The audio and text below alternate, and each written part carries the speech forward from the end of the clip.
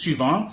Alors, un communiqué des amateurs, celui du parquet général de Conakry, oui, communiqué relatif, disons, aux arrestations des membres des leaders du FNDC.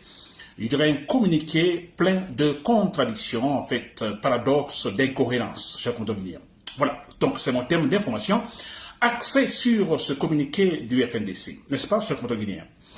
Très bien, pour commencer, chers compatriotes guinéens, j'espère que vous m'entendez, vous pouvez donc me le signaler, si vous m'entendez, chers compatriotes guinéens, avant que je ne continue. Très bien, chers compatriotes guinéens. Alors, vous me le signalez, s'il vous plaît, si vous m'entendez. Voilà, très bien. Alors, j'ai la confirmation. Voilà, chers compatriotes guinéens, vous voyez ce thème axé sur... En fait, disons, le communiqué du parquet général de Conakry, vous savez, nous avons tous lu ce communiqué du parquet général de Conakry, et communiqué relatif, disons, à la disparition, ou disons, au kidnapping de certains membres de l'UFD, plutôt du FNDC, s'il vous plaît. Très bien. Alors, pour commencer, vous le savez tous, chers compatriotes guinéens, alors, Foneke Mangué, Omar Silla, Foneke Mangué, disons qu'il est le coordinateur national du FNDC, mais aussi Mamadou Billo Ba, il est chargé, disons, de la mobilisation de ce même mouvement, le FNDC. Voilà, chers compatriotes guinéens. Donc, depuis quelque temps, on en parle, c'est vrai, il y a des échos par-ci par-là, des inquiétudes par-ci par-là. On s'est dit quelque part, bon, écoutez, c'est devenu une habitude, ces gens-là sont toujours arrêtés, alors, parce qu'ils défendent des causes nobles, chers compatriotes guinéens.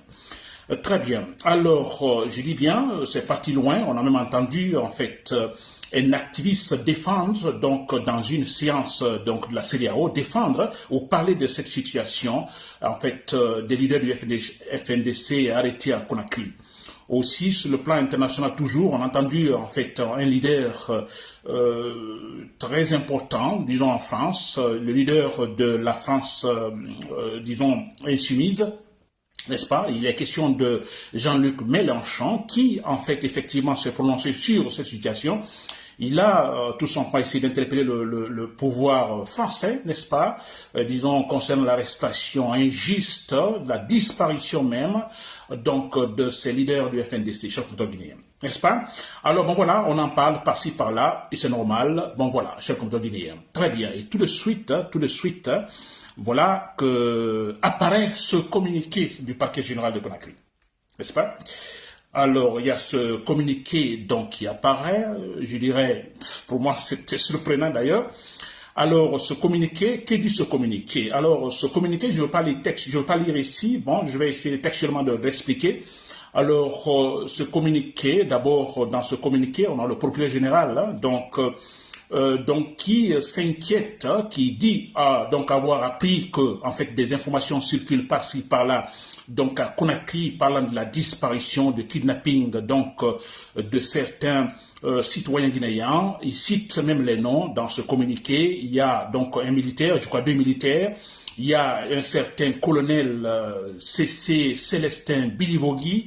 Il y a aussi, disons, un sergent-chef. Hein. Il est question des chèques, d'un certain cheikh Souma, je crois, Moussa Souma, qui est arrêté, qui, en fait, voilà, selon le communiqué du procureur général, qui a disparu.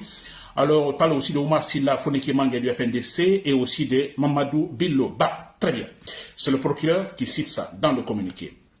Ensuite, dans ce même communiqué, alors le procureur dit, bon, écoutez, cette situation crée une certaine psychose à Conakry. C'est vrai, ça, il va même jusqu'à dire, ça, en fait, salit l'image, disons, de la Guinée à l'intérieur comme à l'extérieur, que ce n'est pas bien. Bon, voilà, que lui, en tant que procureur général, donc chargé de protéger les libertés individuelles et collectives, alors il est préoccupé. N'est-ce pas? C'est une préoccupation pour lui qu'il y ait de telles informations, psychose dans la ville, etc., etc. Bon, voilà. Vous avez compris, vous avez lu cette partie du communiqué. Alors, je crois dans le 3e paragraphe, il dit, c'est pourquoi, au regard également des objectifs recherchés par les manipulateurs de tous les côtés, n'est-ce pas? Il dit, j'informe l'opinion nationale et internationale, n'est-ce pas, aucun organe d'enquête en Guinée n'a interpellé qui que ce soit, n'a interpellé ou arrêté qui que ce soit. Il va dire mieux, aucun établissement pénitentiaire, c'est-à-dire des prisons, donc ne peut également, en fait, ou ne peut, aucun établissement pénitentiaire ne peut effectivement se signaler ou signaler en fait la présence de ces individus en fait au niveau de leur établissement, n'est-ce pas? Très bien, ça c'est le procureur, le communiqué qui dit. À la fin, le dernier paragraphe, si vous l'avez suivi aussi, et là il dit en tant que moi, en tant que procureur, disons du parquet général, disons à Conakry, alors il dit donc il va instruire les autres parquets, disons à Conakry, un parquet d'essence à Conakry, alors d'ouvrir des enquêtes, cette fois-ci de manière donc minutieuse, de mener des enquêtes vraiment détaillées sur ces cas de disparition. Chers conterguinéens, vous l'avez suivi. Alors ça, c'est le communiqué du parquet général de Conakry. C'est quand même bizarre parce que, écoutez, ça vient d'une institution de la République, s'il vous plaît. N'est-ce pas? Mais si vous lisez bien. Quand je vais lire, vous vous concentrez, vous essayez de voir, on n'a pas besoin de se concentrer, franchement. Il y a l'argumentation, en fait, est totalement cassée. Il n'y a pas de cohérence dans, en fait, ce communiqué.